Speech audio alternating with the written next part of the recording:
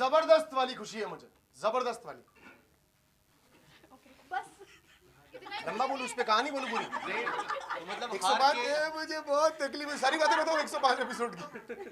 ये 105 की जर्नी को आप कैसे डिस्क्राइब करेंगे? अगर छोटे में आपको बताना हो, मन्नू आप अपनी जर्नी को कैसे डिस्क्राइब करेंगे?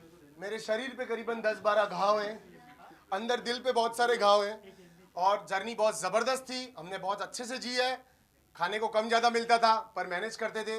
बिग बॉस 2-2 दिन तक सूसू रोकने को बोलता था पर हम लोग मैनेज करते थे, क्योंकि हम लोग कुछ बनना चाहते थे। और ऑब्वियसली सेलिब्रिटीज से ज़्यादा हम लोगों को ललक थी जीतने की।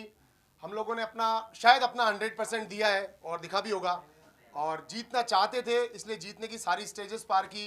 2 ऑप्शंस थे पैसे मिलने के, वो दोनों भी पार किए। तो आप पैसे लेके you decided to quit the game, वो इसलिए था because you knew कि you didn't have a chance to win और मनवीर के चांसेस ज़्यादा हैं? Did you think like that? Actually मैं शो से बाहर तो था नहीं, तो मैं देख सकता कि मीडिया क्या रिस्पॉन्स कर रही है या कौन विनिंग या लॉस सोच रहा है। एक बहुत क्लियर सी बात थी मेरे दिमाग के अंदर स्टार्टिंग से ही कि अगर सपोज टू भी मैं नॉमिनेट होता हूँ, सपोज मैं नॉमिनेट होता हूँ और नॉमिनेशन से चला जाता हूँ, तो मुझको कहीं पे एक गलतफहमी रह जाती कि यार बहुत सारे फैंस होते होंगे, बहुत सारे फॉलोअर्स होते होंगे, तो कल को अगर मैं निकल जाता तो मेरी गलतफहमी निकल जाती। पर मैं उसको बरकरार रखना चाहता था, इसलिए मैंने एक रास्ता लगभग mid of the show decide किया था कि मैं जब भी शो को छोड़ूंगा तो मैं अपने एविक्शन का प्लान करूंगा जब वो सूट के साथ है, क्योंकि फॉलोअर हूं, पिछले 3-4 साल से शो देख रहा हूं, मैंने अंदर भी ये बात बोली थी। तो सही टाइम पे मुझे ये डिसीजन लेना था, इसलिए मैंने 13 सेकंड लगाए, मैंने बैग लिया और मैं बाहर निकल गया। क्योंकि आप अपनी डेस्टिनी खुद लिखने के लिए शो के अंदर गए थे, तो आप खत्म भी उसको अपने तरीके से करो, ज्यादा मजा आएगा। मैं नहीं कह रहा कि फॉलोअर्स वोट नहीं देते या फैंस पीछे नहीं होते या वो सपोर्ट नहीं करते, डेफिनेटली उन्होंने बहुत सारा किया होगा, तभी इतने सारे कैमरास का आप सब लोग आए हो। बट फिर भी आप अपनी स्टोरी खुद लिखें और उसको खुद ही खत्म करें, तो क्रेडिट सारा आप ही को मिलेगा। आपने बोला कि आप 3-4 साल शो को फॉलो कर रहे थे, बट उसके बावजूद भी 15 वीक हो गए आप कैप्टन नहीं बन पाए, क्या वजह थी उसकी? सर डेफिनेटली अगर अपन बाहर से देखते हैं तो एक 45 मिनट का शो दिखता है, जिसमें से भी फिल्टर एडिट हो गई अच्छी चीजें दिखती हैं, तो उसके अंदर ये कहना बहुत आसान होता है कि अपन कैप्टन क्यों नहीं बन पाए या क्यों बन पाए। पूरी की पूरी जर्नी को अगर बहुत अच्छे से फॉलो किया जाए तो मैं दिल से चाहता था कैप्टन बनना, बट जब मेरी दिल और मेरे साथियों की दिल में से मुझे लगा कि यार ज्यादा डेडिकेटेड दिल मनवीर की मुझे लग रही है कि यार वो बनना चाहता है, तो हम दोनों ने मिलकर के म्यूचुअली डिसाइड किया कि पहले तू जो दोस्त करते हैं, और हम लोगों ने भी डिसाइड किया। बट कहीं से उस पहले तू में मैंने थोड़ा ज्यादा डिसाइड किया होगा, तो हम लोगों ने मिलकर के मनवीर को कैप्टन बनाना चाहा। उसके बाद जब भी चांस मिला मैंने ट्राई किया, और ट्राई करने के बाद मैं मॉल में भी गया, पर अगर मनवीर को ज्यादा वोट्स मिल गए, उसको ज्यादा प्यार करने वाले थे, तो मैं नहीं बन पाया। मुझे इस बात का कोई रिग्रेट नहीं, क्योंकि अंदर मैं through to entire show day first से लेके लास्ट तक लीडर था, अपनी कॉमनर्स को रिप्रेजेंट कर रहा था और उनके साथ में मजे से चल रहा था, उनके गलत और सही को भी अपने साथ लेकर के चल रहा था, ब्लेम्स एलिगेशंस भी ले रहा था। तो मेरे हिसाब से मैं थ्रू आउट सीजन कैप्टन था। लीडर को क्यों रिग्रेट? पर सब बोलते हैं कि मनवीर ने आपके सपोर्ट से इतना दूर पहुंचे, तो आपको ऐसा लगता है दैट उनको सपोर्ट करने के चक्कर में you lost the game? Actually support अगर आप सपोज टू भी किसी को देते हो या कोई आपके सपोर्ट से आगे बढ़ता है, तो आप एक अच्छा सपोर्ट होते हो, तभी तो वो आगे बढ़ता है। और सपोर्ट को कभी हक नहीं बनता है कि वो उस तरह की बातों को ऐसे लेके मेरा यूज हो गया। नहीं, मेरा बिल्कुल भी यूज नहीं हुआ। हम दोनों साथ चलते थे, साथ दौड़ते थे, साथ उठते थे, साथ सोते थे, साथ खाते थे, तो एक जैसी मेंटालिटी हो रखी थी। बट ये जरूर था कि हम कंपटीशन को कभी आपस में नहीं देखते थे, तो चाहे पहले तू या पहले मैं, पहले तू या पहले मैं, तो इसमें ये सारे सवाल नहीं आते कि मैं कंपटीशन देख रहा हूँ या मुझे कहीं ये वाली फीलिंग थी कि यार मनवीर कहीं आगे नहीं चला जाए, और ना मनवीर को भी मुझसे ऐसी फीलिंग्स थी। आपके और मनवीर के जो फ्रेंडशिप है उसमें क्वेश्चन मार्क आया जब वो वाला एपिसोड आया कि आप फाइनलिस्ट नहीं है, जब आपको ये टैग लगाया गया, तब आप रूम पे गए और उसको आपने फेंका और आपने बोला लोपा को कि मनवीर थोड़ा चिड़चिड़ा हो गया, थोड़ा बदल गया। तो ये जो आपने भी क्वेश्चन पूछा, ये 2 बातें हैं अलग अलग। जब मेरे को टैग दिया गया तब एक कार्य दिया गया मनवीर को कि मनु के गले, आप घर में जिसको भी ये कन्विंस करके टैग डालते हैं गले के अंदर कि वो फाइनलिस्ट बनने लायक नहीं है, ये भी एक फ्रेंडशिप प्रूव करती है दोस्तों कि आप फाइनलिस्ट बनने लायक नहीं है, वो टैग उसको पहना दे, आपको जो लगता है कन्विंस करें उसको।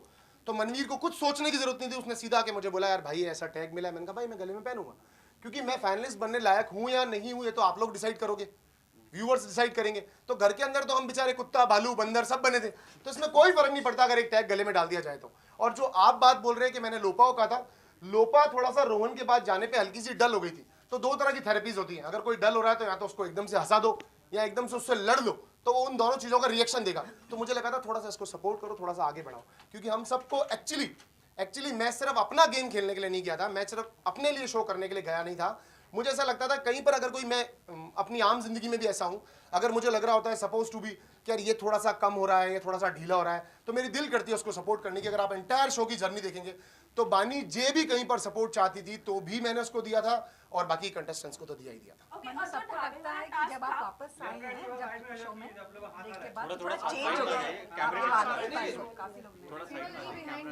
काफी लोग सोच रहे हैं कि आप काफी बदल गए थे जब वापस आए हैं, तो आपको ऐसा लगता है? देखो एक्चुअली मैंने अभी आपसे सुना है कि मैं शो में वापस आने के बाद बदल गया था, मुझे तो ये पता चला नहीं।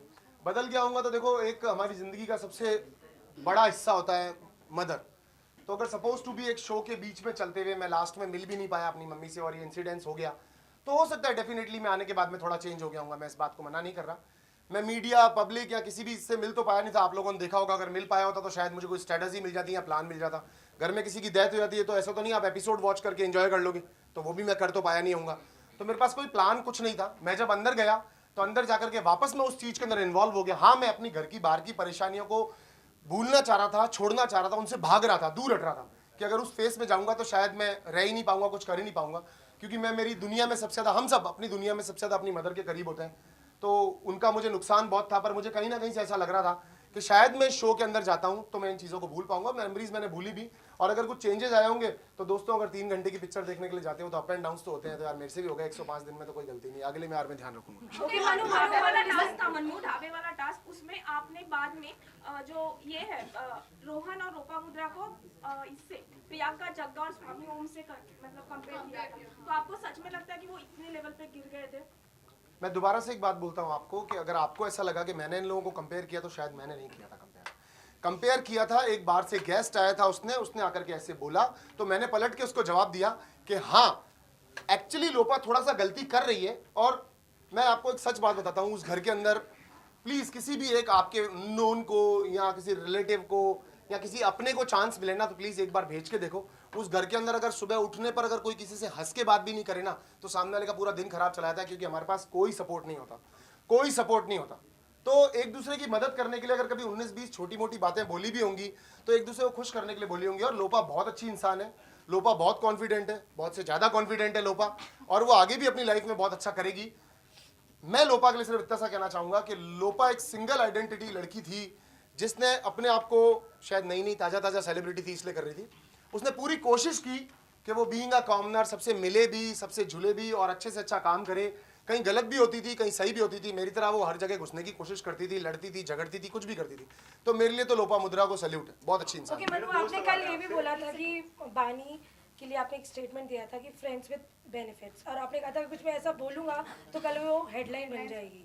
तो ऐसी क्या दोस्ती में ऐसी बात थी जो आपको लगता है कि वो हेडलाइन बन जाएगी? आप अभी मेरे पास क्यों आई हैं?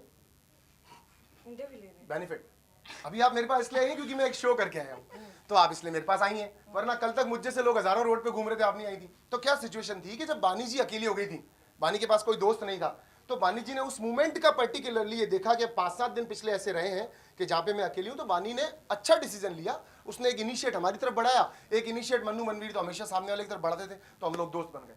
तो ये कोई ऐसी उसकी प्लानिंग नहीं थी, कोई हमारी प्लानिंग नहीं थी, बट एक अच्छी दोस्ती थी। तो जब जिसकी जरूरत होगी वो उसके पास तभी आएगा, वरना उसके पास क्यों लेकिन जाएगा?